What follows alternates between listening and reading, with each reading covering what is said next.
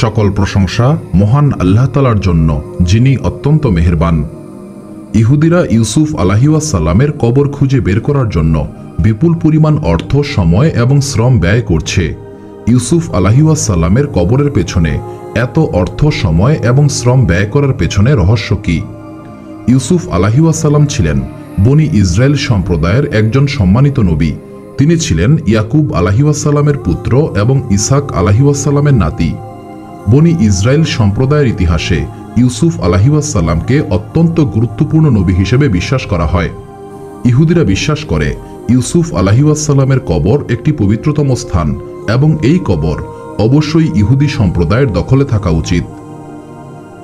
ইউসুফ আলাইহিসসালামকে মিশরে দাফন করা হয়েছিল।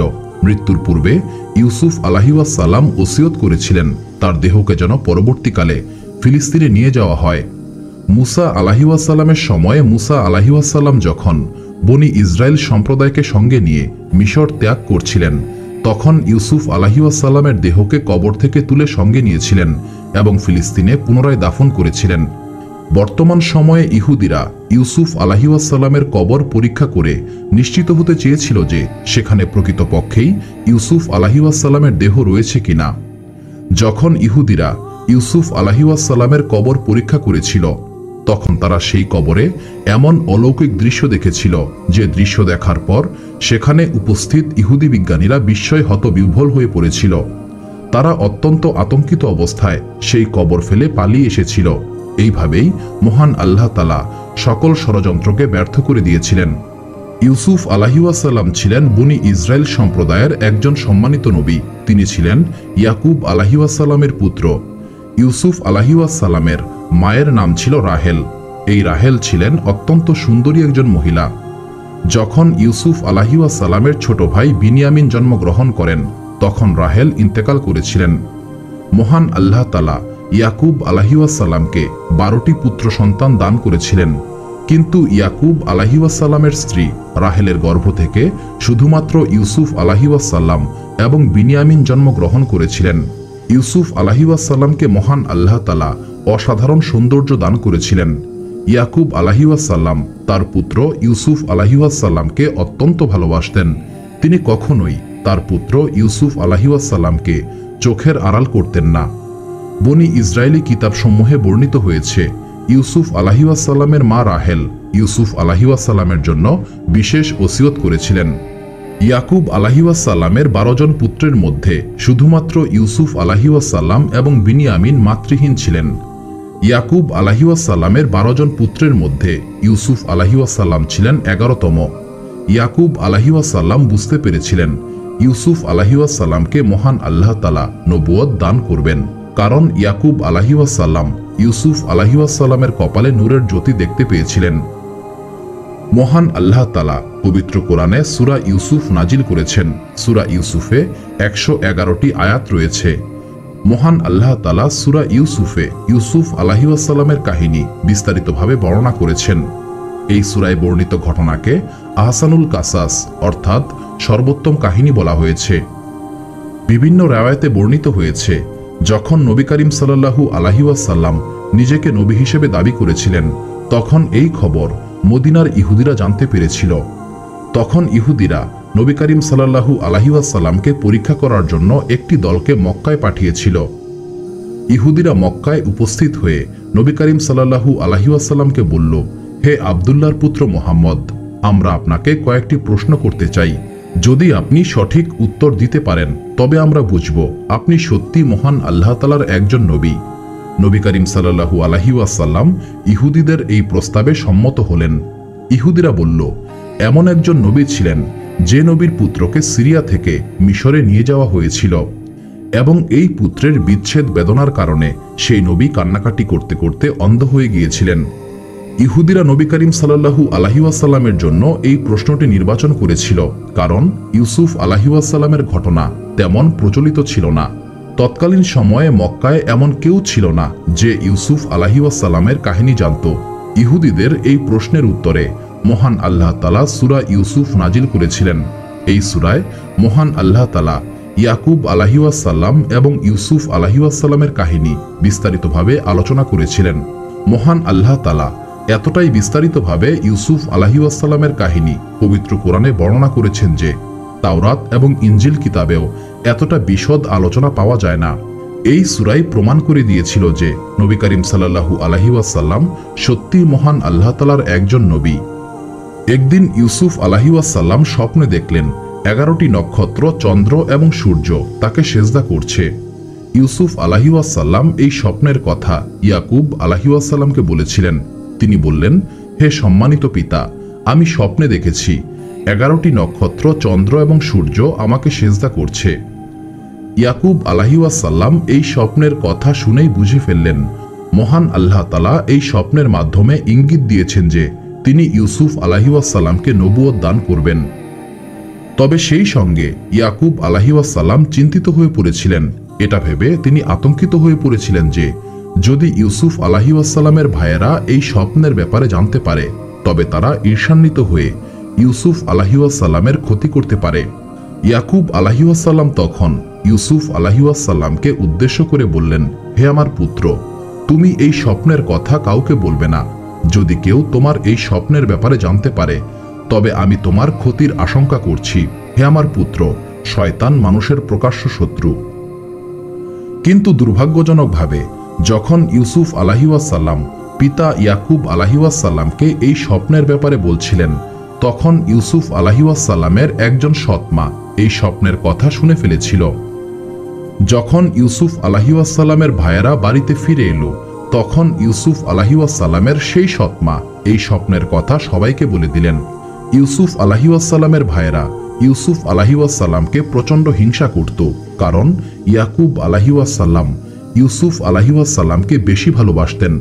যখন তারা এই স্বপ্নের ব্যাপারে জানতে পেরেছিল তখন তারা বলল, যদি মহান আল্লাহ তাআলা ইউসুফ আলাইহি ওয়াসাল্লামকে সম্মানিত করেন তবে আমরা এই সিদ্ধান্তের বিরুদ্ধে বিদ্রোহ করব। এরপর তারা ইউসুফ আলাইহি ওয়াসাল্লামকে নিয়ে ষড়যন্ত্রমূলক পরিকল্পনা করতে শুরু করেছিল।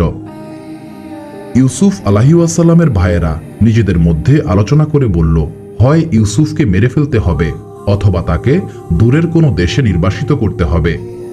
এই 10 জনের মধ্যে একজনের নাম ছিল ইয়াহুদা। সে বলল, ইউসুফকে হত্যা করো না, বরং ইউসুফ আলাইহি ওয়াসাল্লামকে কোনো গভীর কুয়ার মধ্যে ফেলে দিতে হবে। যদি সেই কুয়ার আশেপাশে কোনো কাফেলা আসে তবে সেই কাফেলা ইউসুফকে তুলে নিয়ে যাবে। এইভাবে আমরা ইউসুফকে হত্যা না করে আমাদের উদ্দেশ্য সফল করতে সক্ষম হব। পরের দিন 10 ভাই মিলে ইয়াকুব আলাইহি ওয়াসাল্লামকে বললেন, হে সম্মানিত পিতা, ইউসুফকে আমাদের সঙ্গে দিন। নিশ্চয়ই আমরা ইউসুফের অমঙ্গল চাই না। হে সম্মানিত পিতা, আগামীকাল আমরা ইউসুফকে নিয়ে মাঠে যাব। সেখানে ইউসুফ আমাদের সঙ্গে খেলাধুলা করবে এবং আনন্দ করবে। ইয়াকুব আলাইহি ওয়াসাল্লাম চিন্তিত কণ্ঠে বললেন, আমি আশঙ্কা করছি তোমরা খেলাধুলায় মগ্ন হয়ে যাবে, তখন ইউসুফকে বাঘ এসে হত্যা করে ফেলবে। ইউসুফ আলাইহি ওয়াসাল্লামের ভাইয়েরা তখন জবাব দিল, আমরা এতজন থাকার পরেও যদি ইউসুফের কোনো ক্ষতি হয় তবে তো আমরা জালিমদের অন্তর্ভুক্ত হয়ে যাব।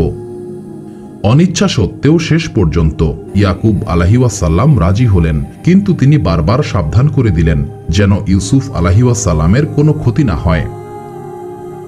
পরের দিন যাত্রার সময় ইয়াকুব আলাইহি ওয়াসাল্লাম অনেক দূর পর্যন্ত ইউসুফ আলাইহি ওয়াসাল্লাম এবং তার ভাইদের সঙ্গে গেলেন। যতক্ষণ পর্যন্ত ইয়াকুব আলাইহি ওয়াসাল্লাম উপস্থিত ছিলেন ততক্ষণ পর্যন্ত ইউসুফ আলাইহি ওয়াসাল্লামের ভাইয়েরা ইউসুফ আলাইহি ওয়াসাল্লামকে খুবই আদর যত্ন করেছিল। কিন্তু যখনই ইয়াকুব আলাইহি ওয়াসাল্লাম চলে গেলেন তখনই তারা ইউসুফ আলাইহি ওয়াসাল্লামকে মারধর করতে শুরু করল।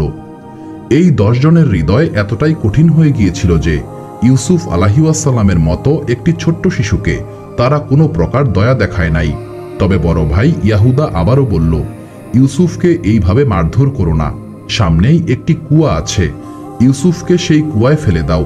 যদি কোনো কাফেলা আসে তবে তারা ইউসুফকে তুলে নিয়ে যাবে। পবিত্র কোরআনে এই ঘটনা এইভাবে বর্ণিত হয়েছে, যখন তারা ইউসুফ আলাইহি ওয়াসাল্লামকে নিয়ে গেল এবং সবাই মিলে ইউসুফ আলাইহি ওয়াসাল্লামকে কুয়োতে নিক্ষেপ করার সিদ্ধান্ত নিল, তখন মহান আল্লাহ তাআলা ইউসুফ আলাইহি ওয়াসাল্লামকে ওহী পাঠিয়ে বললেন, হে ইউসুফ, একদিন তোমার এই ভাইদের এই কাজের কথা আমি স্মরণ করিয়ে দেব। বিভিন্ন রেওয়ায়েতে বর্ণিত হয়েছে এই সময়টাতে ইউসুফ আলাইহিওয়াসাল্লামের বয়স ছিল 7 বছর থেকে 17 বছরের মধ্যে। কিছু ইসলামিক ইতিহাসবিদগণ বলেন তখন ইউসুফ আলাইহিওয়াসাল্লামের বয়স ছিল 12 বছর। যখন ইউসুফ আলাইহিওয়াসাল্লামকে কুয়োতে নিক্ষেপ করা হচ্ছিল তখন তিনি কুয়োর প্রান্ত আঁকড়ে ধরেছিলেন, কিন্তু ইউসুফ আলাইহিওয়াসাল্লামের ভাইয়েরা ইউসুফ আলাইহিওয়াসাল্লামের হাত ছাড়িয়ে তাকে কুয়াতে ফেলে দিয়েছিলেন। এই সময়টাতে মহান আল্লাহ তাআলার আদেশে জিব্রাইল আলাইহিওয়াসাল্লাম সেই কুয়াতে এসে উপস্থিত হলেন। জিব্রাইল আলাইহিওয়াসাল্লাম ইউসুফ আলাইহিওয়াসাল্লামকে ধরে নিরাপদে কুয়ার নিচে থাকা পাথরের উপর বসিয়ে দিলেন। 3 দিন পর্যন্ত ইউসুফ আলাইহিওয়াসাল্লাম এই কুয়াতেই অবস্থান করছিলেন। ইউসুফ আলাইহিওয়াসাল্লামের ভাই ইয়াহুদা প্রতিদিন গোপনে সেই কুয়ার কাছে আসত এবং খাবার ও পানি দড়ির মাধ্যমে ইউসুফ আলাইহিওয়াসাল্লামের কাছে পৌঁছে দিত। ইউসুফ আলাইহিওয়াসাল্লামকে কূপে নিক্ষেপ করার পর ইউসুফ আলাইহিওয়াসাল্লামের ভাইয়েরা আলোচনা করতে লাগল। এখন তারা পিতা ইয়াকুব আলাইহিওয়াসাল্লামকে কি উত্তর দেবে। অনেক আলোচনার পর তারা একটি ছাগল জবাই করে সেই ছাগলের রক্ত ইউসুফ আলাইহিওয়াসাল্লামের জামায় লাগিয়ে দিল। এরপর তারা কান্নাকাটি করতে করতে বাড়িতে উপস্থিত হয়ে বলল, হে সম্মানিত পিতা, আমরা মাঠে খেলাধুলায় মগ্ন ছিলাম, এমন সময় একটি নেকড়ে এসে ইউসুফকে নিয়ে গেছে। আপনি হয়তো আমাদের এই কথা বিশ্বাস করতে চাইবেন না, যদিও আমরা সত্যবাদী। সূরা ইউসুফ আয়াত 17। যদিও ইউসুফ আলাইহিওয়াসাল্লামের ভাইয়েরা ইউসুফ আলাইহিওয়াসাল্লামের জামায় রক্ত মাখিয়ে দিয়েছিল, কিন্তু তারা এটা ভুলে গিয়েছিল যে নেকড়ে কাউকে ধরে খেয়ে ফেললে তার জামা অক্ষত থাকবে না। যখন ইয়াকুব আলাইহিওয়াসাল্লাম রক্তে ভেজা জামাটি দেখলেন তখনই তিনি বুঝতে পেরেছিলেন সবাই মিথ্যা বলছে। তখন ইয়াকুব আলাইহিওয়াসাল্লাম বললেন, হে আমার পুত্ররা, এই নেকড়ে খুবই জ্ঞানী এবং বুদ্ধিমান ছিল। সে ইউসুফকে এমনভাবে খেয়েছে ইউসুফের জামা একদম অক্ষত অবস্থায় রয়েছে। সেখানে কি ঘটেছিল সেটা তোমরাই ভালো জানো। আমি অবশ্যই এই ব্যাপারে ধৈর্য ধারণ করব। আমি মহান আল্লাহ তাআলার কাছে সাহায্য প্রার্থনা করছি। তাফসির ইবনে কাসিরে বর্ণিত হয়েছে, একটি বাণিজ্যিক কাফেলা তৎকালীন শাম দেশ থেকে মিশরের উদ্দেশ্যে যাচ্ছিল, কিন্তু দুর্ভাগ্যজনকভাবে এই কাফেলাটি পথ ভুল করে একটি নির্জন প্রান্তরে উপস্থিত হয়েছিল। এই নির্জন প্রান্তরেই সেই কূপটি ছিল যে কূপে ইউসুফ আলাইহিওয়াসাল্লামকে নিক্ষেপ করা হয়েছিল। নির্জন প্রান্তরে উপস্থিত হয়ে বাণিজ্যিক কাফেলার লোকেরা পানির খোঁজ করতে লাগল। এমন সময় মালিক বিন দুয়ার নামক একজন ব্যক্তি সেই কূপ থেকে পানি সংগ্রহ করার জন্য দড়িতে বালতি বেঁধে কুয়ায় ফেলল। ইউসুফ আলাইহিওয়াসাল্লাম বালতি এবং দড়ির সাহায্যে সেই কূপ থেকে উঠে এলেন। মালিক বিন দুয়ার বিস্মিত হয়ে দেখলেন একটি কিশোর ছেলে বালতির সঙ্গে উঠে এসেছে।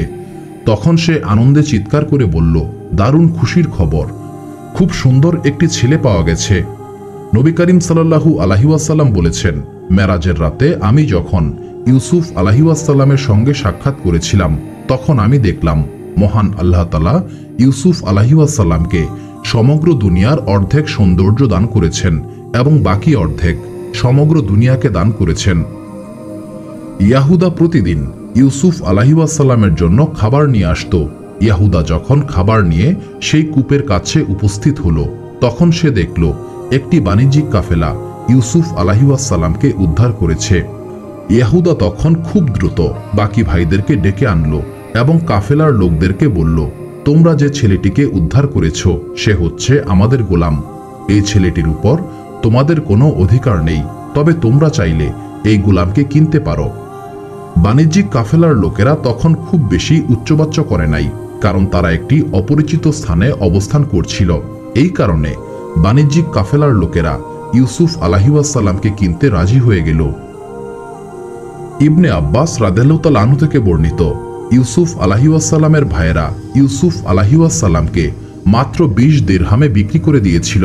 বিক্রি করার পর তারা নিজেদের মধ্যে 2 দিরহাম ভাগ করে নিয়েছিল। বাণিজ্যিক কাফেলা পুনরায় যাত্রা শুরু করার আগ পর্যন্ত ইউসুফ আলাইহিওয়াসাল্লামের ভাইয়েরা সেখানে উপস্থিত ছিল। এমনকি ইউসুফ আলাইহিওয়াসাল্লামের ভাইয়েরা কাফেলার সঙ্গে সঙ্গে বেশ কিছুটা পথ গিয়েছিল এবং তারা বারবার বলছিল, এই গোলামকে শক্ত করে বেঁধে রাখো, কারণ এই গোলাম আবারও পালাতে পারে। মূলত ইউসুফ আলাইহিওয়াসাল্লামের ভাইয়েরা এটা ভেবে ভয় পাচ্ছিল যে যদি ইউসুফ আলাইহিওয়াসাল্লাম পালিয়ে তাদের পিতার কাছে উপস্থিত হয় তবে বিপদের শেষ থাকবে না। এই বাণিজ্যিক কাফেলার লোকেরা ইউসুফ আলাইহিসসালামকে মিশরের বাজারে বিক্রি করে দিয়েছিল। কাতাদা রাহিমাতুল্লাহ তার তাফসির কিতাবে বর্ণনা করেছেন, মিশরের লোকেরা ইউসুফ আলাইহিসসালামের জন্য অবিশ্বাস্য পরিমাণ দাম হাঁকাতে শুরু করেছিল। শেষ পর্যন্ত ইউসুফ আলাইহিসসালামকে তার ওজনের সমপরিমাণ সোনা, কস্তুরী এবং রেশমি কাপড়ের বিনিময়ে বিক্রি করা হয়েছিল। যে ব্যক্তি ইউসুফ আলাইহিসসালামকে কিনেছিলেন তিনি হচ্ছেন মিশরের উজির, অর্থাৎ তিনি ছিলেন মিশরের বাদশার পর মিশরের সর্বোচ্চ ক্ষমতাধর ব্যক্তি। মিশরীয় ইতিহাসে এই ব্যক্তির নাম আফির বিন রুহায় এবং তার স্ত্রীর নাম রাইল বিনতে রামাবিন হিসেবে উল্লেখ করা হয়েছে।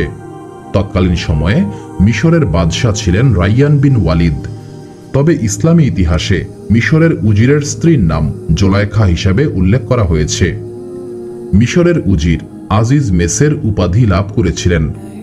মিশরের উজির ইউসুফ আলাইহিসসালামকে নিয়ে বাড়িতে গেলেন এবং আনন্দের সঙ্গে তার স্ত্রীকে বললেন, ইউসুফকে সাধারণ গোলাম হিসেবে নয় বরং পরিবারের একজন মনে করবে। হতে পারে ইউসুফ আমাদের উপকারে আসবে, অথবা আমরা ইউসুফকে ছেলে হিসেবে গ্রহণ করতে পারব। আজিজ মেসেরের প্রাসাদে ইউসুফ আলাইহিসসালাম সম্মানের সঙ্গেই জীবন অতিবাহিত করছিলেন। মিশরের উজির ইউসুফ আলাইহিসসালামের নেক চরিত্র, পবিত্রতা এবং ধৈর্যের কারণে মুগ্ধ হয়েছিলেন। কিন্তু মহান আল্লাহ তাআলা ইউসুফ আলাইহিসসালামের পরীক্ষা নিতে চাইলেন। কিছুদিন পর ইউসুফ আলাইহিসসালাম যৌবনে পা দিলেন। এইদিকে জোলাইখা ইউসুফ আলাইহিসসালামের সৌন্দর্যের কারণে ইউসুফ আলাইহিসসালামের প্রতি আকৃষ্ট হয়ে পড়েছিল। শয়তানের ওয়াসওয়াসার কারণে জোলাইখা ক্রমশ ভ্রষ্টতার অতলে হারিয়ে যাচ্ছিল এবং জোলাইখা ইউসুফ আলাইহিসসালামকে কুপ্রস্তাব দিতে শুরু করেছিল। পবিত্র কোরআনে এই ঘটনা এইভাবে বর্ণিত হয়েছে, যে মহিলার ঘরে ইউসুফ আলাইহিসসালাম ছিলেন সেই মহিলা ইউসুফ আলাইহিসসালামকে কুপ্রস্তাব দিল এবং দরজাগুলি বন্ধ করে আহ্বান করল। ইউসুফ আলাইহিসসালাম বললেন, আমি অভিশপ্ত শয়তানের কুমন্ত্রণা থেকে মহান আল্লাহ তাআলার আশ্রয় প্রার্থনা করছি। আপনার স্বামী আমার মালিক, যিনি আমাকে সম্মানিত করেছেন। আমি কখনোই এমন গর্হিত কাজ করব না। নিশ্চয়ই জালেম সম্প্রদায় বিফল হয়। সূরা ইউসুফ আয়াত 23। যখন ইউসুফ আলাইহিসসালাম বুঝতে পেরেছিলেন জোলাইখা তাকে জেনায় লিপ্ত হওয়ার জন্য আহ্বান করছে, তখন তিনি নিজেকে রক্ষা করার জন্য দরজার উদ্দেশ্যে দৌড় দিলেন। এই সময় জোলাইখা ইউসুফ আলাইহিসসালামকে ধাওয়া করল এবং ইউসুফ আলাইহিসসালামের জামার পেছনের অংশ টেনে ধরল। এই টানাটানির কারণে ইউসুফ আলাইহিসসালামের জামা ছিঁড়ে গেল। এমন সময় আজিজ মেসের সেখানে এসে উপস্থিত হলেন। স্বামীকে দেখে জোলাইখা নিজেকে নির্দোষ প্রমাণ করার জন্য ইউসুফ আলাইহিসসালামের বিরুদ্ধে মিথ্যা অপবাদ দিতে শুরু করল। জোলাইখা বলল, যে ব্যক্তি আপনার স্ত্রীর সঙ্গে খারাপ ইচ্ছা পোষণ করে তার শাস্তি কি এই নয় যে তাকে কারাগারে নিক্ষেপ করা হোক অথবা তাকে কঠিন শাস্তি দেওয়া হোক? সূরা ইউসুফ আয়াত 23। ইউসুফ আলাইহিসসালাম যখন দেখলেন জোলাইখা তার বিরুদ্ধে মিথ্যা দোষারোপ দেওয়া শুরু করেছে, তখন তিনি বললেন, এই মহিলাই আমাকে জবরদস্তি করার চেষ্টা করেছিল। মিশরের উজির তখন সংকটে পড়ে গেলেন। তার সামনে ছিল দুইটি পক্ষ। এক পক্ষে ছিলেন তার স্ত্রী, যিনি ইউসুফ আলাইহিসসালামের বিরুদ্ধে একটি ভয়াবহ অভিযোগ উপস্থাপন করেছেন। আরেকটি পক্ষে ছিলেন ইউসুফ আলাইহিসসালাম, যার সততা, পবিত্রতা এবং সত্যবাদিতা ছিল অকাট্য। মিশরের উজির তখন প্রচণ্ড দ্বিধায় পড়ে গেলেন, কে সত্যবাদী আর কে মিথ্যাবাদী। মিশরের উজিরের প্রাসাদে একটি দুধ পানকারী শিশু ছিল। সেই শিশুটি বলল, যদি ইউসুফ আলাইহিসসালামের জামা সামনের দিক থেকে ছেঁড়া হয় তবে জোলাইখা সত্যবাদী এবং ইউসুফ আলাইহিসসালাম মিথ্যাবাদী, আর যদি ইউসুফ আলাইহিসসালামের জামা পেছন দিক থেকে ছেঁড়া হয় তবে ইউসুফ আলাইহিসসালাম সত্যবাদী আর জোলাইখা মিথ্যাবাদী। পরীক্ষা করার পর দেখা গেল ইউসুফ আলাইহিসসালামের জামার পেছনের অংশ ছেঁড়া। তখন মিশরের উজির বললেন, হে জোলাইখা, এটা তোমার চালাকি, নিশ্চয়ই তোমার চালাকি অত্যন্ত ভয়াবহ। মিশরের উজির তখন ইউসুফ আলাইহিসসালামকে উদ্দেশ্য করে বললেন, হে ইউসুফ, তুমি এই বিষয়টাকে ভুলে যাও, এবং জোলাইখাকে বললেন, তোমার গুনাহের জন্য মহান আল্লাহ তাআলার দরবারে তওবা করো, নিশ্চয়ই তুমি অপরাধী। সূরা ইউসুফ আয়াত 26 থেকে 29। পবিত্র কোরআনে বর্ণিত হয়েছে, একটি দুধ পানকারী শিশুকে মহান আল্লাহ তাআলা বাক শক্তি দান করেছিলেন। এই শিশুটি মিশরের উজিরকে সত্যের পরামর্শ দিয়েছিল এবং এই শিশুর সাক্ষ্য প্রদানের মাধ্যমে ইউসুফ আলাইহিসসালামের পবিত্রতা প্রকাশিত হয়েছিল। জুলাইখা এবং ইউসুফ আলাইহিসসালামের এই ঘটনা ধীরে ধীরে রাজদরবার থেকে শুরু করে শহরের মহিলাদের মধ্যে ছড়িয়ে পড়েছিল। এর ফলে সবাই জুলাইখাকে নিন্দা এবং তিরস্কার করতে শুরু করেছিল। পবিত্র কোরআনে এই ঘটনা এইভাবে বর্ণিত হয়েছে, শহরের মহিলারা বলাবলি করতে লাগলো, জুলাইখা এক গোলামের প্রতি আকৃষ্ট হয়েছে। জুলাইখা ইউসুফের প্রেমে পাগল প্রায়। আমরা জুলাইখাকে প্রকাশ্য বিভ্রান্তিতে পড়ে থাকতে দেখেছি। সূরা ইউসুফ আয়াত ৩০। জুলাইখা যখন মহিলাদের তিরস্কারে অতিষ্ঠ হয়ে উঠল, তখন জুলাইখা সেই মহিলাদেরকে নিজের বাড়িতে আমন্ত্রণ করল। মহিলারা সবাই উপস্থিত হলে সবাইকে ফল পরিবেশন করা হলো এবং ফল কাটার জন্য ছুরি দেওয়া হলো। এরপর জুলাইখা ইউসুফ আলাইহিসসালামকে মহিলাদের সামনে উপস্থিত হতে বললেন। যখন মহিলারা ইউসুফ আলাইহিসসালামকে দেখল, তখন তার অপরূপ সৌন্দর্যে এতটাই বিমোহিত হয়েছিল যে ফল কাটার পরিবর্তে নিজেদের হাত কেটে ফেলল। এরপর তারা অবাক হয়ে বলল, ইউসুফ মানুষ হতেই পারে না, সে নিশ্চয়ই কোনো ফেরেশতা। যখন জুলাইখা বুঝতে পারল মহিলারা ইউসুফ আলাইহিসসালামের সৌন্দর্যে মুগ্ধ হয়ে পড়েছে, তখন জুলাইখা সেই মহিলাদের উদ্দেশ্য করে বলল, এই ইউসুফের জন্যই তোমরা আমার নিন্দা করছিলে। আমি এখন পর্যন্ত নিজেকে সংযত রাখতে সক্ষম হয়েছি। এই ঘটনার পর সেই মহিলারাও জুলাইখার পক্ষে কথা বলতে শুরু করেছিল এবং জুলাইখাকে সমর্থন করতে শুরু করেছিল। এতে জুলাইখা আরো সাহসী হয়ে উঠেছিল। এই দিকে ইউসুফ আলাইহিসসালাম মহান আল্লাহ তাআলার দরবারে ফরিয়াদ করে বললেন, হে আমার রব, আমি নিজের চরিত্র নষ্ট হওয়ার চেয়ে কারাগারে থাকাই উত্তম মনে করি। আপনি যদি আমাকে এদের চক্রান্ত থেকে রক্ষা না করেন, তবে আমি হয়তো পাপাচারে লিপ্ত হয়ে যাব এবং জাহেলদের অন্তর্ভুক্ত হয়ে যাব। সূরা ইউসুফ আয়াত ৩৩। হাদিসে বর্ণিত হয়েছে, ৭ শ্রেণীর মানুষকে মহান আল্লাহ তাআলা কিয়ামতের দিন আরশের নিচে আশ্রয় দেবেন। তাদের মধ্যে একজন হলো সেই ব্যক্তি যাকে কোনো সুন্দরী এবং ক্ষমতাশালী মহিলা পাপের জন্য আহ্বান করে এবং সেই ব্যক্তি বলে, আমি মহান আল্লাহ তাআলাকে ভয় করি। জুলাইখার সমস্ত ষড়যন্ত্র ব্যর্থ হওয়ার পর জুলাইখা ইউসুফ আলাইহিসসালামকে কারাগারে পাঠিয়ে দেওয়ার সিদ্ধান্ত নিল। জুলাইখা তার স্বামীকে উদ্দেশ্য করে বলল, ইউসুফের কারণে আমি সমাজে কলঙ্কিত হয়েছি।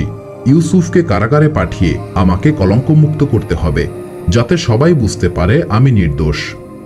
সম্পূর্ণ নির্দোষ হওয়া সত্ত্বেও ইউসুফ আলাইহিসসালামকে কারাগারে পাঠানো হলো।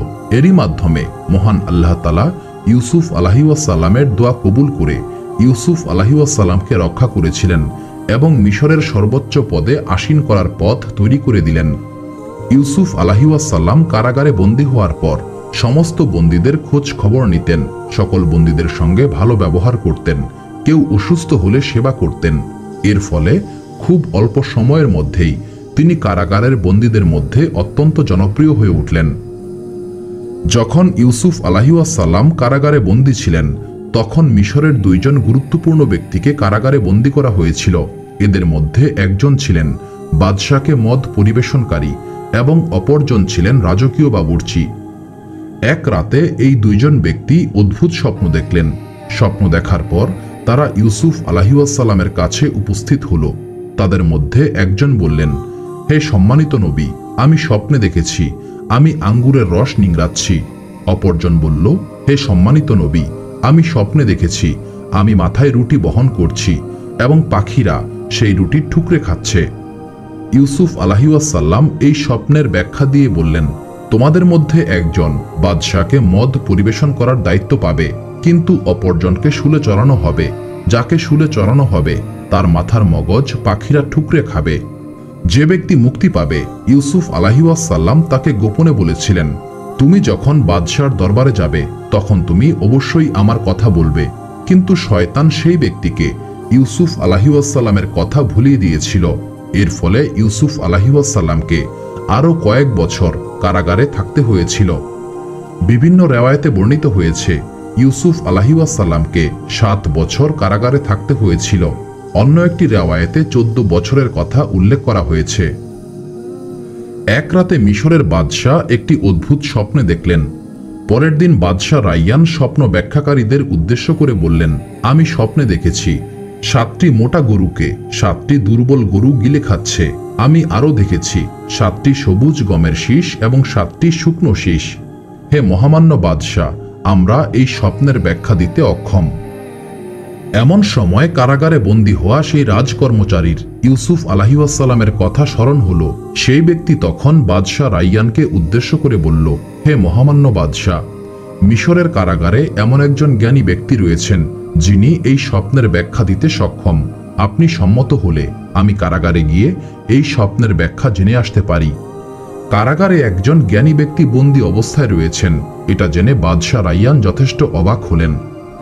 মদ পরিবেশনকারী সেই ব্যক্তি কারাগারে গিয়ে ইউসুফ আলাইহিসসালামকে উদ্দেশ্য করে বললেন, হে সম্মানিত নবী, আমাদের মহামান্য বাদশাহ স্বপ্নে দেখেছেন 7টি মোটা গরুকে 7টি দুর্বল গরু গিলে খাচ্ছে এবং 7টি সবুজ শীষ এবং 7টি শুকনো শীষ। ইউসুফ আলাইহিসসালাম বললেন, আগামী 7 বছর মিশরে প্রচুর ফসল হবে এবং পরের 7 বছর মিশরে ভয়াবহ দুর্ভিক্ষের সৃষ্টি হবে। তোমরা আগামী 7 বছর প্রচুর ফসল উৎপাদন করবে। সেই ফসলের প্রয়োজনীয় অংশ রেখে বাকিটা শীষসহ সংরক্ষণ করতে হবে। যখন দুর্ভিক্ষের আগমন হবে তখন এই মজুত করা শস্যের মাধ্যমে সেই বিপদকে মোকাবেলা করতে হবে। এরপর এমন একটি সময় আসবে যখন মহান আল্লাহ তাআলার রহমতে প্রচুর বৃষ্টি হবে। এখানে লক্ষণীয় বিষয় হচ্ছে ইউসুফ আলাইহিসসালাম শুধুমাত্র স্বপ্নের ব্যাখ্যাই দেন নাই, বরং এই দুর্ভিক্ষ থেকে কিভাবে মুক্তি পাওয়া যাবে সেই উপায়ও বলে দিয়েছিলেন। মদ পরিবেশনকারী ব্যক্তি বাদশাহ রায়্যানকে স্বপ্নের ব্যাখ্যা বললেন। বাদশাহ রায়্যান এই স্বপ্নের ব্যাখ্যা শুনে খুবই আশ্চর্য হলেন। এরপর বাদশাহ রায়্যান হুকুম দিলেন, ইউসুফ আলাইহিসসালামকে দরবারে উপস্থিত করা হোক। যখন ইউসুফ আলাইহিসসালাম জানতে পারলেন মিশরের বাদশাহ তাকে মুক্তি দিয়েছেন, তখন ইউসুফ আলাইহিসসালাম বললেন, বাদশাহ রায়্যানের এই আদেশকে আমি সম্মান জানাই, কিন্তু বাদশাহ রায়্যানের অনুগ্রহে আমি মুক্তি চাই না। আপনারা বাদশাহকে বলুন তিনি যেন আমার অপরাধের বিষয়ে আবারও তদন্ত করেন। ইউসুফ আলাইহিসসালামের এই সিদ্ধান্ত শুনে বাদশাহ রায়্যান ইউসুফ আলাইহিসসালামের ব্যাপারে আবারও খোঁজ খবর করতে শুরু করল। বাদশাহ সেই সমস্ত মহিলাদেরকে দরবারে উপস্থিত হতে বললেন যারা ইউসুফ আলাইহিসসালামকে দেখে হাত কেটেছিল। মহিলারা উপস্থিত হওয়ার পর বাদশাহ বললেন, হে সম্মানিত মহিলাগণ, আমি আশা করছি আপনারা আমাকে মিথ্যা বলবেন না। সেই সমস্ত মহিলারা সকলেই বলল, হে মহামান্য বাদশাহ, আমরাই ইউসুফ আলাইহিসসালামের প্রতি আকৃষ্ট হয়েছিলাম। ইউসুফ আলাইহিসসালাম সম্পূর্ণ পবিত্র। এরপর বাদশাহ রায়্যান জোলাইখাকে দরবারে উপস্থিত হওয়ার হুকুম দিলেন। জোলাইখা দরবারে উপস্থিত হয়ে বলল, হে মহামান্য বাদশাহ, ইউসুফ সম্পূর্ণ নির্দোষ। আমি ইউসুফকে আমার প্রতি আহ্বান করেছিলাম। মূলত ইউসুফ আলাইহিসসালাম চেয়েছিলেন কারাগার থেকে মুক্তির পূর্বে সত্য প্রকাশিত হোক। মহান আল্লাহ তাআলা ইউসুফ আলাইহিসসালামের দোয়া কবুল করে সত্যকে প্রকাশ করে দিয়েছিলেন। এরপর বাদশাহ রায়্যানের হুকুমে ইউসুফ আলাইহিসসালামকে সসম্মানে রাজকীয় মেহমানখানায় নিয়ে যাওয়া হলো। পরের দিন বাদশাহ রায়্যান নিজেই ইউসুফ আলাইহিসসালামের সঙ্গে সাক্ষাৎ করতে রাজকীয় মেহমানখানায় গেলেন। বাদশাহ রায়্যান ইউসুফ আলাইহিসসালামকে বুকে জড়িয়ে নিলেন। প্রাথমিক কুশল বিনিময়ের পর বাদশাহ রায়্যান ইউসুফ আলাইহিসসালামকে উদ্দেশ্য করে বললেন, হে জ্ঞানী ব্যক্তি, এই বিপদ থেকে মুক্তির উপায় বলুন। ইউসুফ আলাইহিসসালাম বললেন, আপনার রাজ্যের ফসল এবং খাজনা রক্ষণাবেক্ষণের দায়িত্ব আমাকে দিন। মহান আল্লাহ তাআলা আমাকে এই বিষয়ে জ্ঞান দান করেছেন। বাদশাহ রায়্যান ইউসুফ আলাইহিসসালামকে শুধুমাত্র খাজনার দায়িত্বই দেন নাই, বরং রাষ্ট্রীয় কোষাগারের চাবি পর্যন্ত ইউসুফ আলাইহিসসালামকে বুঝিয়ে দিলেন। প্রথম 7 বছর ছিল সমৃদ্ধির বছর। ইউসুফ আলাইহিসসালাম অত্যন্ত দক্ষতার সঙ্গে দুর্ভিক্ষ মোকাবেলার পদক্ষেপ নিয়েছিলেন।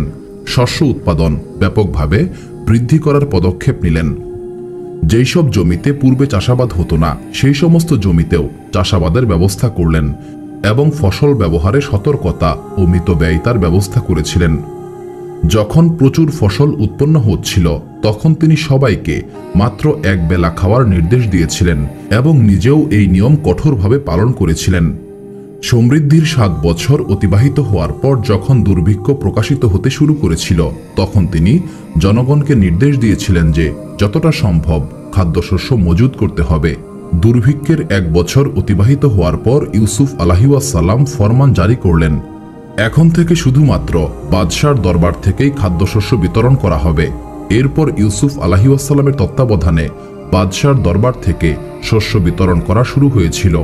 এই শস্য বিতরণের জন্য ইউসুফ আলাইহিসসালাম একটি আইন করেছিলেন যে কোনো ব্যক্তিকে 1 উটের বোঝার বেশি খাদ্যশস্য দেওয়া হবে না। তৎকালীন সময়ে এই দুর্ভিক্ষ মিশর ছাড়াও শাম এবং ফিলিস্তিন সহ সমগ্র আরব অঞ্চলকে গ্রাস করে ফেলেছিল। দুর্ভিক্ষ যেমন ছড়িয়ে পড়েছিল, তেমনি ইউসুফ আলাইহিসসালামের উদারতার কথাও সমগ্র অঞ্চলে ছড়িয়ে পড়েছিল। আরব অঞ্চলের বিভিন্ন প্রান্তের লোকেরা মিশর থেকে খাদ্যশস্য নিয়ে যেত। এই সময়টাতে ইয়াকুব আলাইহিসসালাম এবং তার পরিবারের সদস্যরা ফিলিস্তিনে বসবাস করতেন। যখন ইয়াকুব আলাইহিসসালাম জানতে পারলেন মিশরের বাদশাহ খাদ্যশস্য বিতরণ করছেন, তখন তিনি তার ছেলেদেরকে বললেন, তোমরা মিশরে চলে যাও, মিশরের বাদশার দরবার থেকে খাদ্যশস্য সংগ্রহ করো। শুধুমাত্র বিনিয়ামিন ছাড়া বাকি সকলেই মিশরের উদ্দেশ্যে রওনা হয়েছিল। যখন ইউসুফ আলাইহিসসালামের ভাইয়েরা মিশরের দরবারে উপস্থিত হল, তখন ইউসুফ আলাইহিসসালাম নিজের ভাইদেরকে চিনতে পেরেছিলেন, কিন্তু ইউসুফ আলাইহিসসালামের ভাইয়েরা ইউসুফ আলাইহিসসালামকে চিনতে পারে নাই। নিজের পরিচয় গোপন রেখে ইউসুফ আলাইহিসসালাম তার ভাইদেরকে উদ্দেশ্য করে বললেন, আমি ধারণা করছি তোমরা মিশরীয় নও, তোমরা কি অন্য কোনো দেশের গুপ্তচর?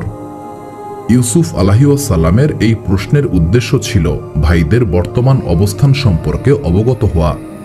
ইউসুফ আলাইহিসসালামের সৎ ভাইদের একজন বললেন, আমরা মহান আল্লাহ তাআলার নবী ইয়াকুব আলাইহিসসালামের সন্তান, আমরা 12 ভাই ছিলাম।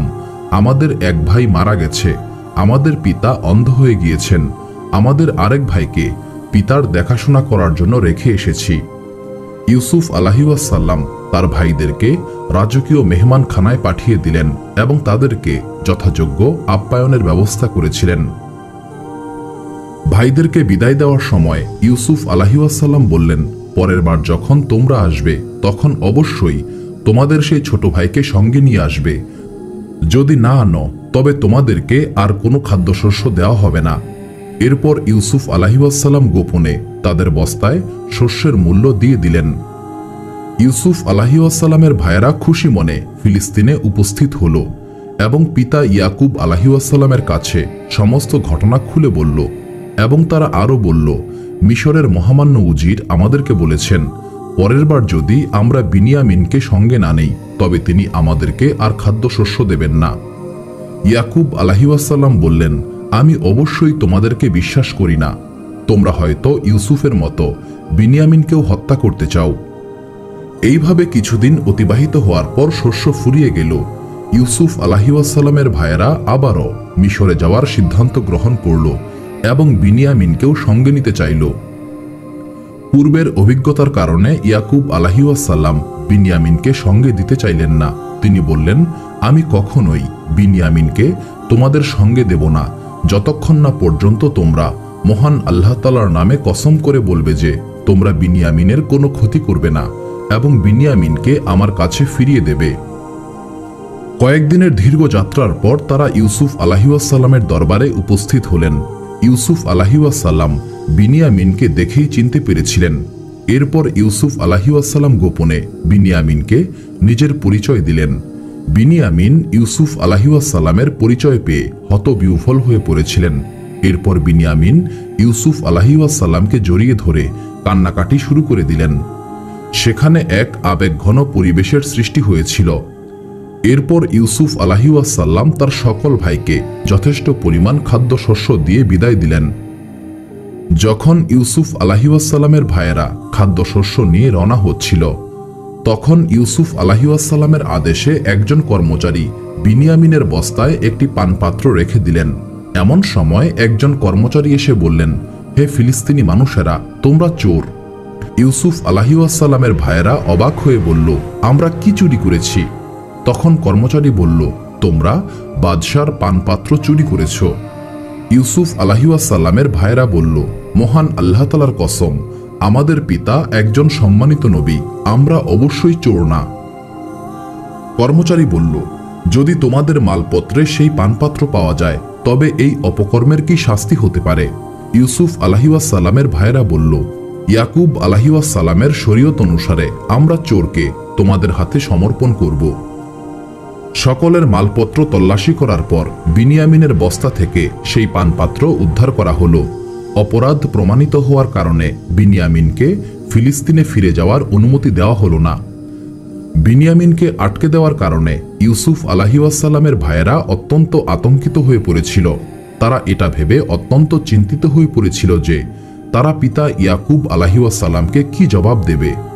ইউসুফ আলাইহিসসালামের ভাইয়েরা ইউসুফ আলাইহিসসালামকে কাতর কণ্ঠে বলল, আমাদের পিতা একজন বৃদ্ধ মানুষ, হে মহামান্য উজির, আপনি বিনিয়ামিনের বদলে আমাদের মধ্য অন্য কাউকে বন্দী করুন। ইউসুফ আলাইহিসসালাম উত্তর দিলেন, এটা সম্ভব নয়। যার বস্তা থেকে মাল উদ্ধার করা হয়েছে তাকেই বন্দী করতে হবে। ইউসুফ আলাইহিসসালামের এই উত্তরে ইউসুফ আলাইহিসসালামের ভাইয়েরা প্রচণ্ড হতাশ হয়ে পড়েছিল। ইয়াহুদা তখন কান্নাজড়িত কণ্ঠে বলল, আমরা মহান আল্লাহ তাআলার নামে কসম করেছিলাম যে বিনিয়ামিনকে আমাদের পিতার কাছে ফিরিয়ে দেব। ইউসুফের কারণে আমাদের পিতা আমাদেরকে আর বিশ্বাস করেন না। এখন আমাদের কি করা উচিত? অন্য আরেকজন ভাই বলল, বিনিয়ামিনকে ছাড়া আমরা এখান থেকে যাব না, তবে আমাদের মধ্য থেকে একজন ফিলিস্তিনে গিয়ে আমাদের পিতাকে সমস্ত ঘটনা অবহিত করবে। কিন্তু ইয়াহুদা বললেন, আমি এখানেই অবস্থান করব, আর তোমরা বাকিরা ফিরে যাও এবং আমাদের পিতাকে সমস্ত ঘটনা অবহিত করো। যখন সমস্ত ঘটনা ইয়াকুব আলাইহিসসালামকে অবহিত করা হলো, তখন ইয়াকুব আলাইহিসসালাম বললেন, আমি শুধুমাত্র মহান আল্লাহ তাআলার কাছেই আশ্রয় প্রার্থনা করি। হে আমার পুত্ররা, মহান আল্লাহ তাআলার রহমত থেকে নিরাশ হইও না, কারণ মহান আল্লাহ তাআলার রহমত থেকে কেবলমাত্র কাফিররাই নিরাশ হয়। ইয়াকুব আলাইহিসসালাম তার পুত্রদেরকে আবারও মিশরে পাঠিয়ে দিলেন। ইউসুফ আলাইহিসসালামের ভাইয়েরা ইউসুফ আলাইহিসসালামকে অত্যন্ত বিনয় এবং নম্রভাবে বিনিয়ামিনের মুক্তির জন্য আবেদন করেছিল। সেই সঙ্গে ইয়াকুব আলাইহিসসালামের বয়স, দুর্বলতা এবং ইউসুফ আলাইহিসসালামের বিচ্ছেদের কারণে ইয়াকুব আলাইহিসসালামের যন্ত্রণার কথাও উল্লেখ করেছিল। ইয়াকুব আলাইহিসসালামের এই দুঃখময় কাহিনী শুনে ইউসুফ আলাইহিসসালামও কেঁদে ফেললেন। কিছু রেওয়ায়েতে বর্ণিত হয়েছে, ইয়াকুব আলাইহিসসালাম মিশরের উজিরের উদ্দেশ্যে একটি চিঠি দিয়েছিলেন। সেই চিঠি পড়ে ইউসুফ আলাইহিসসালাম কেঁদে ফেললেন এবং নিজের পরিচয় প্রকাশ করে দিলেন। পরিচয় পেয়ে ইউসুফ আলাইহিসসালামের ভাইয়েরা ভীতকণ্ঠে বলল, তুমি কি সত্যি ইউসুফ? ইউসুফ আলাইহিসসালাম বললেন, আমি ইয়াকুব আলাইহিসসালামের পুত্র ইউসুফ এবং তোমাদের ভাই। মহান আল্লাহ তাআলা আমাদের উপর অনুগ্রহ করেছেন। যে ব্যক্তি মহান আল্লাহ তাআলাকে ভয় করে, ধৈর্য ধারণ করে, মহান আল্লাহ তাআলা তার সৎকর্মের পুরস্কার নষ্ট করেন না। সূরা ইউসুফ আয়াত 90। ইউসুফ আলাইহিসসালামের ভাইয়েরা যখন দেখল মহান আল্লাহ তাআলা ইউসুফ আলাইহিসসালামকে সম্মানিত করেছেন, তখন তারা নিজেদের ভুল বুঝতে পেরেছিল এবং ইউসুফ আলাইহিসসালামের কাছে ক্ষমা চাইল। ইউসুফ আলাইহিসসালাম তার ভাইদেরকে ক্ষমা করে দিলেন। ইউসুফ আলাইহিসসালাম তার ভাইদেরকে ক্ষমা করে দিয়ে প্রচুর পরিমাণে খাদ্যশস্য দিলেন এবং ভাইদেরকে উদ্দেশ্য করে বললেন, আমার এই জামাটি নিয়ে যাও। মহান আল্লাহ তাআলা এই জামার বরকতে আমাদের পিতার দৃষ্টি ফিরিয়ে দেবেন। এরপর তোমরা সবাই মিশরে চলে আসবে। যখন ইউসুফ আলাইহিসসালামের ভাইয়েরা জামাটি নিয়ে ইয়াকুব আলাইহিসসালামের সামনে উপস্থিত হলেন, তখন ইয়াকুব আলাইহিসসালাম বললেন, তোমরা হয়তো এটাই মনে করবে যে ইউসুফের শোকে আমি পাগল হয়ে গিয়েছি।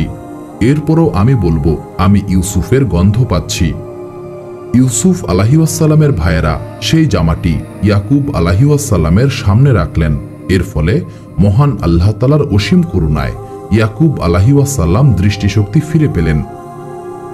এরপর ইয়াকুব আলাইহিসসালাম ছেলেদেরকে উদ্দেশ্য করে বললেন, আমি তোমাদের আগেই বলেছিলাম, আমি মহান আল্লাহ তাআলার পক্ষ থেকে এমন কিছু জানি যা তোমরা জানো না। সূরা ইউসুফ আয়াত 96। কিছুদিন পর ইয়াকুব আলাইহিসসালাম তার পরিবারের সকলকে নিয়ে মিশরের উদ্দেশ্যে রওনা হলেন। অন্যদিকে ইউসুফ আলাইহিসসালাম একটি বিশাল বাহিনী নিয়ে শহরের বাইরে ইয়াকুব আলাইহিওয়াসাল্লামের জন্য অপেক্ষা করছিলেন। এত বছর পর পিতা পুত্রের মিলন হল। ইয়াকুব আলাইহিওয়াসাল্লাম অনেকটা সময় ইউসুফ আলাইহিওয়াসাল্লামকে পরম মমতায় বুকে জড়িয়ে ধরেছিলেন।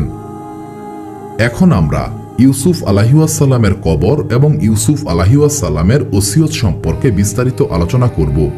যখন ইউসুফ আলাইহিওয়াসাল্লামের মৃত্যুর সময় ঘনিয়ে এসেছিল, তখন তিনি মিশরেই বসবাস করতেন এবং মিশরেই ইউসুফ আলাইহিওয়াসাল্লামকে কবর দেওয়া হয়েছিল। ইউসুফ আলাইহিওয়াসাল্লামকে কোথায় দাফন করা হবে এই বিষয়ে ইউসুফ আলাইহিওয়াসাল্লামের অনুসারীদের মধ্যে মতভেদের সৃষ্টি হয়েছিল। প্রত্যেক অনুসারী ইউসুফ আলাইহিওয়াসাল্লামের দেহকে নিজের এলাকায় দাফন করতে চেয়েছিল। অবশেষে ইউসুফ আলাইহিওয়াসাল্লামকে নীল নদের মাঝখানে একটি মার্বেল পাথরের কফিনে রেখে দাফন করা হয়েছিল। ইউসুফ আলাইহিওয়াসাল্লামের বরকতে নীল নদের পানি সমগ্র মিশরে ছড়িয়ে পড়েছিল এবং বর্তমান সময়েও মিশরের জন্য নীল নদ খুবই গুরুত্বপূর্ণ। মহান আল্লাহ তাআলা যখন বনি ইসরায়েল সম্প্রদায়ের জন্য মুসা আলাইহিওয়াসাল্লামকে পাঠিয়েছিলেন, তখন মুসা আলাইহিওয়াসাল্লাম মহান আল্লাহ তাআলার আদেশে বনি ইসরায়েল সম্প্রদায়কে সঙ্গে নিয়ে ফিলিস্তিনের উদ্দেশ্যে যাত্রা শুরু করেছিলেন।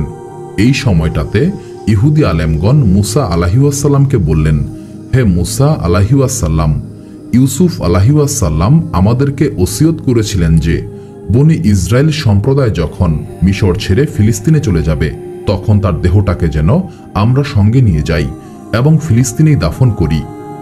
তবে এখানে একটি বড় সমস্যা হচ্ছে, বনি ইসরায়েল সম্প্রদায়ের কেউ জানত না ইউসুফ আলাইহিওয়াসাল্লামের কবর কোথায় রয়েছে। এই সময়ে একজন বৃদ্ধা বললেন, আমি জানি সেই কবর কোথায়, তবে আমাকে এই ওয়াদা করতে হবে যে জান্নাতে আমি এবং মুসা পাশাপাশি অবস্থান করব। বৃদ্ধার এই প্রস্তাবে মুসা আলাইহিওয়াসাল্লাম ক্রোধান্বিত হয়েছিলেন। কিন্তু এমন সময় জিব্রাইল আলাইহিওয়াসাল্লাম এসে বললেন, মহান আল্লাহ তাআলা এই বৃদ্ধার মনের আশা পূর্ণ করবেন। তখন মুসা আলাইহিওয়াসাল্লাম বৃদ্ধাকে প্রতিশ্রুতি দিলেন। অতঃপর সেই বৃদ্ধার সাহায্যে ইউসুফ আলাইহিওয়াসাল্লামের সেই কফিন উদ্ধার করা হয়েছিল। মুসা আলাইহিওয়াসাল্লাম সেই কফিন নিয়ে ফিলিস্তিনে গেলেন এবং সেখানেই ইউসুফ আলাইহিওয়াসাল্লামকে দাফন করা হয়েছিল। তবে ইউসুফ আলাইহিওয়াসাল্লামকে ফিলিস্তিনের কোথায় দাফন করা হয়েছে এই ব্যাপারে ইতিহাসে নির্ভরযোগ্য কোনো সূত্র পাওয়া যায় না। বর্তমান সময়ে ফিলিস্তিনে নাবলুস নামক একটি শহর রয়েছে। এই শহরকে দখল করার জন্য ইসরায়েল এবং ফিলিস্তিনের মধ্যে দীর্ঘ 50 বছর যাবৎ যুদ্ধ চলছে। প্রায় 2 দশক আগে ইহুদিরা এই নাবলুস শহরকে দখল করে নিয়েছিল। এই নাবলুস শহরে একটি কবর রয়েছে। এই কবরটিকে ইহুদিরা ইউসুফ আলাইহিওয়াসাল্লামের কবর বলেই বিশ্বাস করে। তবে মুসলিমরা বলে এই কবর ইউসুফ আলাইহিওয়াসাল্লাম নয়, বরং ইউসুফ নামক একজন পীরের কবর রয়েছে। ইহুদিরা এই শহর দখল করার পর নিশ্চিত হতে চেয়েছিল যে এটা প্রকৃতপক্ষেই ইউসুফ আলাইহিওয়াসাল্লামের কবর কিনা। এই জন্য তারা কবর খুঁড়তে শুরু করেছিল। কবরের মাটি কিছুটা সরাতেই ইহুদিরা এমন এক বিস্ময়কর এবং ভয়ঙ্কর পরিস্থিতির মুখোমুখি হয়েছিল যে ইহুদিরা এই খনন কাজ বাতিল করতে বাধ্য হয়েছিল। মাটি খনন করা মাত্রই বেশ কিছু ভয়ানক বিষধর সাপ এসে হাজির হতো। অনেক চেষ্টা করেও সেই সাপগুলিকে মারা যায় নাই। এরপর ইহুদিরা এই খনন কাজ বন্ধ করে দিয়েছিল। এরপর ইহুদিরা প্রত্নতাত্ত্বিক বিশেষজ্ঞদের সাহায্য নিল, যারা কবরের মাটির নমুনা পরীক্ষা করে জানতে পারল যে এই কবর 1000 বছরের পুরনো নয়, বরং মাত্র 250 বছরের পুরনো। এর ফলে মুসলিমদের দাবি সত্য বলে প্রমাণিত হয়েছিল। যেহেতু ইহুদিরা এই কবরের জন্য প্রচুর অর্থ এবং প্রাণ বিসর্জন দিয়েছিল, তাই তারা এই কবরটিকে ইউসুফ আলাইহিওয়াসাল্লামের কবর হিসেবেই প্রচার করতে লাগল এবং সেখানে একটি তাওরাত একাডেমি স্থাপন করল। এই তাওরাত একাডেমিতে ইহুদি শিশুদের তাওরাত শেখানো হয়। পরবর্তীকালে ইহুদিরা এই কবরে একটি সামরিক চৌকি স্থাপন করে। ইহুদিরা তাবুতে সাকিনার মতো ইউসুফ আলাইহিওয়াসাল্লামের কবর আজও অনুসন্ধান করছে, যাতে তারা প্রতিটি ক্ষেত্রে জয় নিশ্চিত করতে পারে। এই তাবুতে সাকিনাতে মুসা আলাইহিওয়াসাল্লামের জুব্বা, পাগড়ি, পাদুকা এবং অন্যান্য নবীদের স্মৃতিচিহ্ন সংরক্ষিত অবস্থায় রয়েছে। এটা ইহুদিদের জন্য অত্যন্ত গুরুত্বপূর্ণ ধর্মীয় সম্পদ। যখন বক্তে নাসসার বেবিলন আক্রমণ করেছিলেন তখন এই তাবুতে সাকিনা হারিয়ে গিয়েছিল। বর্তমানে এই তাবুতে সাকিনা কোথায় রয়েছে সেটা একমাত্র মহান আল্লাহ তাআলাই ভালো জানেন। সুপ্রিয় দর্শক মণ্ডলী, প্রতিদিন নতুন নতুন ভিডিও পেতে আমাদের চ্যানেলটি অবশ্যই সাবস্ক্রাইব করুন এবং পাশে থাকা বেল আইকনটি প্রেস করতে অবশ্যই ভুলবেন না, এবং সেই সাথে আপনার যে কোনো মতামত আমাদের জানাতে আমাদের ভিডিওতে অবশ্যই কমেন্ট করুন। আশা করি আপনারা সবাই ভালো থাকবেন এবং সুস্থ থাকবেন।